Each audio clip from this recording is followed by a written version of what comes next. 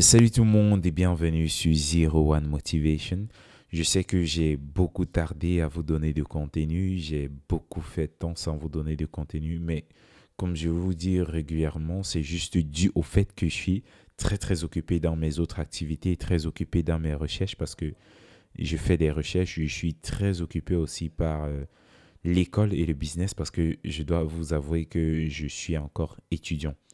Alors, aujourd'hui, je vais aborder un sujet qui concerne le milieu professionnel parce que vous savez, mes contenus sont généralement basés sur les conseils à travers les conseils de la jeunesse à travers des sujets d'actualité, sont basés sur des conseils de développement professionnel à travers les demandes d'emploi, le développement de votre carrière professionnelle et aussi à travers le développement de l'Afrique à travers mon podcast que je viens de mettre sur pied, Les Jeunes d'Afrique se rencontrent. Et je vous promets, je vous envoie aussi regarder ces vidéos-là parce que je vais faire une série de vidéos là-bas avec des jeunes progressistes qui viennent des différents pays d'Afrique. Certaines fois, je vais les faire en anglais, mais ne vous inquiétez pas, je me ferai l'effort de mettre des descriptions en français. Parce que lorsqu'on dit développement d'Afrique, c'est pas que l'Afrique francophone, nous devons aussi mentionner cette partie anglophone parce que l'Afrique n'est pas constituée que des pays francophones. Et en même temps aussi, je vous invite massivement à apprendre l'anglais parce que vraiment, je vais vous dire la vérité. Le français est très bien, mais lorsque vous voulez évoluer à l'international, c'est du scam. Donc, apprenez l'anglais parce que l'anglais, c'est un langage, c'est le langage vraiment de demain. Alors, la vidéo que je ferai aujourd'hui, c'est une vidéo qui, c'est un cas qui touche un peu beaucoup la jeunesse et surtout même les jeunes et surtout même la jeunesse africaine et surtout ceux qui sont prêts à l'emploi. Lorsque je parle de quelqu'un qui est prêt à l'emploi, je parle de quelqu'un qui a fait une formation professionnelle et qui peut être actif sur le terrain, donc qui peut se créer des revenus à travers sa connaissance. Donc quelqu'un qui est prêt pour le travail, c'est quelqu'un qui a déjà des compétences, qui s'y connaît dans le domaine. Alors, aujourd'hui, je traite le sujet de l'expérience professionnelle.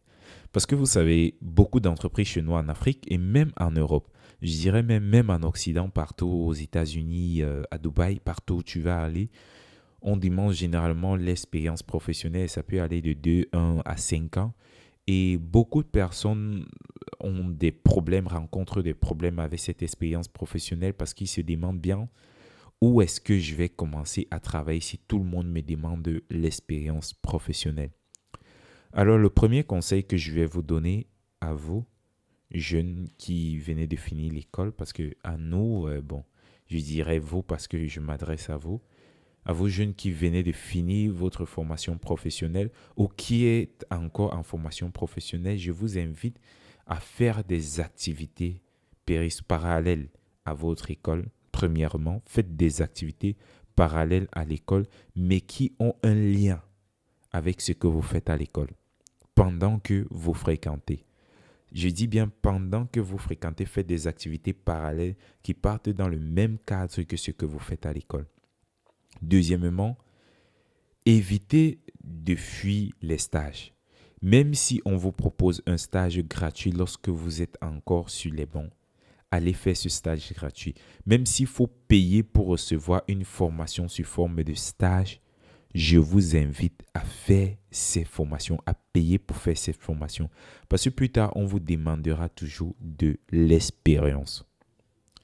Maintenant, l'expérience, c'est le véritable challenge parce que, vous savez, avant, c'était très facile. Il suffisait de recevoir une éducation formelle pour gagner un emploi. C'était très facile de gagner un emploi. Mais cela n'est plus le cas aujourd'hui parce que le taux de scolarisation est tellement élevé. Presque tout le monde reçoit l'éducation et ça devient problématique parce que il y a une concurrence qui naît. Il y a en plus de ça, il y a des critères sélectifs qui seront la conséquence de ces critères de sélection, de cette concurrence-là. On passera donc par les critères de sélection. Ça veut dire lorsqu'on lance un recrutement, on va lancer le recrutement, on va donner tout, on va vous appeler pour le travail. Maintenant, quand vous venez, vous êtes au moins sur 1000 personnes. Avant, Même pour trouver deux personnes, c'était très difficile. Donc, ce sont des entreprises qui envoyaient des gens fréquenter à l'étranger et y rentrer pour travailler. Sauf que là-bas, on ne demandait pas l'expérience. Mais puisque vous êtes nombreux aujourd'hui, il y a des critères de sélection dont l'expérience compte le plus. Alors, beaucoup de personnes tombent dans ce piège de laisser un emploi juste parce que ils n'ont pas d'expérience et on demande de l'expérience. Ces gens, en vous demandant 5 ans d'expérience, 2 ans d'expérience, généralement, vous allez voir, c'est 1 an d'expérience, 1 à 2 ans d'expérience, généralement, je dis bien. Pourquoi 1 à 2 ans d'expérience? Ces entreprises, eux, ils demandent un fresh graduate avec 2 ans d'expérience. Vous ne vous posez pas la question, mais comment quelqu'un peut me demander 2 ans d'expérience avec, étant donné que je suis un fresh graduate dont je viens de finir mon école et il me demande 2 ans d'expérience. Où est-ce que je vais prendre ça? Mais c'est un piège aussi parce que c'est une sélection, c'est d'une autre façon sélection parce qu'on veut tamiser ceux qui ne comprennent pas ce qui se passe. Aujourd'hui, donc, je vais vous dire, je vais vous débloquer de cette situation. Je vais vous débloquer cette situation-là en vous donnant, en vous disant de quoi il s'agit et en vous donnant la clé qui va vous ouvrir cette porte, qui va vous débloquer de cette situation-là. En effet, lorsqu'on parle de l'expérience professionnelle, on parle des compétences que vous avez acquises, des missions que vous avez eu à faire, des projets que vous avez eu à réaliser. Ceci dit, partout où j'ai eu à faire quelque chose qui est un critère de sélection de mon domaine ou de ma filière, alors c'est une expérience professionnelle. Je prends l'exemple pour un simple manager. Si vous avez fait un management à l'école et qu'on vous demande 2 ans d'expérience, si vous avez été même délégué d'une classe, représentateur ou encore président de l'association des étudiants, c'est déjà une expérience en management parce que vous êtes l'interface, l'intermédiaire entre l'administration et vos camarades de classe. C'est une expérience en leadership. Si on se recherche un leader quelque part, c'est une expérience en management. Ça veut dire, lorsqu'on dit un manager doit être un bon leader, le leadership fait partie des critères d'un manager. C'est une expérience en management. Si vous avez été capitaine d'une équipe, c'est une activité parallèle à votre école, mais c'est dans le domaine du management. Si vous avez géré une boutique, c'est une expérience en gestion, c'est une expérience en comptabilité. Beaucoup de personnes ne savent pas ça et bon, ils se disent que bon, ça c'est pas de l'expérience, ils se disent que ce n'est qu'en passant par une entreprise qui est très très connue qu'on gagne de l'expérience. Non. Mais souvenez-vous, après avoir sélectionné tous ces CV-là, on va passer à l'interview parce que faudrait savoir qu'on ne sélectionne pas après l'interview. On sélectionne avant l'interview. Lorsqu'on vous sélectionne, le HR va vous faire l'interview parce que les critères de sélection sont donnés par le département en question et c'est eux qui choisissent quel CV ou ce qu'ils veulent. Maintenant, en fonction de ça, l'interview va se faire avec le HR. Je parle là des grandes entreprises qui sont normalisées, qui sont dans des bons formats. Ils vont vous faire l'interview avec le HR. Un HR et un HR, c'est un Human Resource Manager, donc c'est un ressources humaines, un directeur des ressources humaines.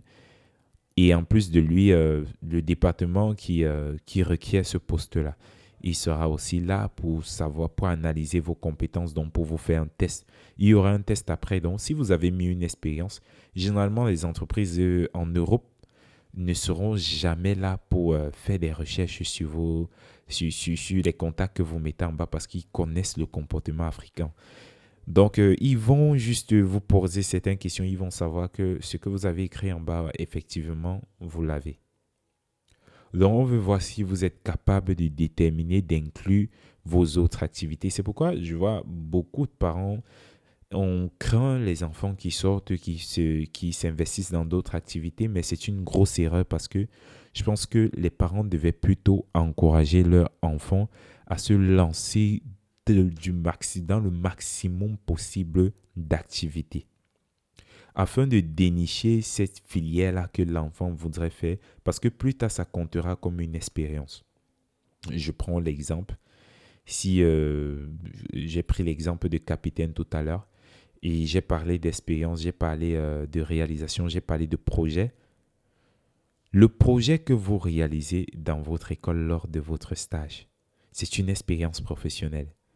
Si vous avez réalisé ce projet-là pendant 1 an, pendant 6 mois, c'est 6 mois d'expérience professionnelle. J'ai l'expérience professionnelle dans la réalisation, je prends n'importe quel exemple, dans la réalisation des incubateurs néonatales. C'est une expérience. Je dis, je l'ai fait dans le cadre des activités académiques. Ça se fait. Lorsqu'on dit expérience professionnelle, ça ne s'acquiert pas seulement dans des entreprises. Donc, c'est un truc que tout le monde à la base doit comprendre. Donc, toi qui fais ton CV, qui ne met rien dans expérience professionnelle, je t'invite à partir d'aujourd'hui, lorsque tu cherches un travail, de prendre le poste en question, d'aller sur une intelligence artificielle ou sur Google. Je t'envoie sur ChatGPT ou encore sur Google. Donc, va là-bas et écris. Quelles sont les spécifications? Bon, les spécifications sont données par le recruteur. Je vais plutôt t'envoyer taper quels sont les différents projets, les différentes activités, les différents ceci qui sont liés à ce poste ou qui sont liés à cet emploi. Lorsqu'on va vous lister, vous recherchez les activités parallèles, les projets que vous avez faits à l'école ou même pas à l'école. Recherchez tous ces projets. Si vous avez travaillé dans les groupes du quartier et autres, ça compte aussi comme expérience, mais pourvu que ça ait un lien avec ce que vous faites à l'école. Recherchez tout ça, dénichez-moi ça et faites-moi une liste. Essayez de remplir cette expérience professionnelle parce que vous avez un bulletin dans votre relevé de notes. Forcément, il y a projet tutoré si vous avez fait ingénierie. Il y a projet de stage si vous avez fait n'importe quelle filière. Donc, je ne trouve pas le mal à insérer votre projet à expérience professionnelle. Je vous parle en tant que manager. Donc, en ayant fait même la matière HR Analytics, qui est encore Human Resource Analytics. Donc, c'est là-bas que j'ai appris ça. Et aussi avec plusieurs de mes recherches, en travaillant avec beaucoup de Human Resources, j'ai appris ce dont je suis en train de vous parler. Donc, cette expérience professionnelle-là, travailler dans des grandes entreprises, c'est vrai, c'est peu crédible parce qu'au moins là, vous avez déjà touché un système qui existe déjà. Mais généralement, dans les entreprises, lorsqu'on vous prend, vous n'allez pas travailler directement. Vous passerez forcément par une formation sur le modèle et sur le système de l'entreprise même. Donc, c'est pourquoi tout ce qu'on veut, c'est que vous prouvez que vous avez un point différent des autres. Et ce point différent des autres, c'est l'expérience. Ce sont des projets que vous avez réalisés. Ce sont des activités que vous avez eu à faire. C'est ce leadership-là. Et dans la majorité des cas, tous ceux qui vous recrutent préfèrent toujours ceux qui ont le caractère de leader. Gérer un bar n'est pas mauvais. C'est une expérience en gestion. Si vous prouvez à celui qui vous recrute qu'en plus de ce que vous demandez, je suis un très grand leader, parce qu'il ne suffit pas d'écrire dans le résumé « Je suis jeune, âgé de tel âge avec le caractère, si je peux travailler sous pression, je peux faire ceci. » On sait que dans un club, il y a généralement la pression. Donc, si vous étiez capitaine de votre équipe, c'est que vous pouvez gérer ces pressions-là.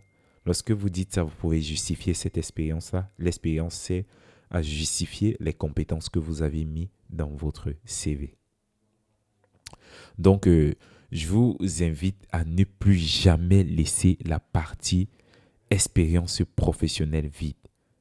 Trouvez des activités et remplissez-moi ça, même si c'est 5 ans d'expérience. D'ailleurs, pour ceux qui ont des problèmes à faire leur CV, vous pouvez me contacter en commentaire. Je vais vous aider à faire votre CV, ça sera gratuit. Donc, vous allez juste me laisser un message en commentaire et je vais vous aider à faire votre CV, quel que soit le format, que ce soit le format étudiant, que ce soit le format professionnel, que ce soit le format canadien et autres. Je vous aiderai à faire des CV. Et je ferai encore plus de vidéos pour vous expliquer comment réaliser les CV et comment la réalisation des CV ou le test des CV marche maintenant.